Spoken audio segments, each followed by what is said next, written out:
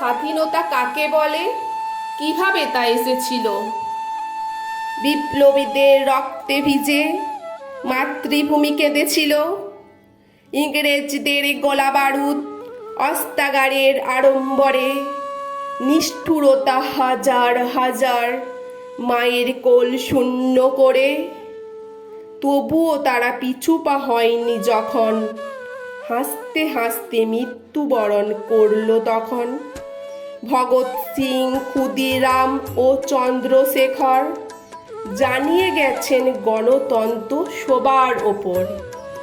গণতন্ত্রের ব্যাখ্যা কি যে জানি না কে জানে? বলতে পারো স্বাধীনতার আসল মানে? স্বাধীনতা মানে মুক্ত আকাশ, মুক্ত বিহঙ্গ, কিন্তু হেথায় দারিদ্রতা শুধুই স্বপ্নভঙ্গ। স্বাধীনতা মানে অশাসিত নদী, সীমাহীন সমুদ্র, রাস্তায় ফেরি করে করে আজ শিশুর শরীর আর্দ্র।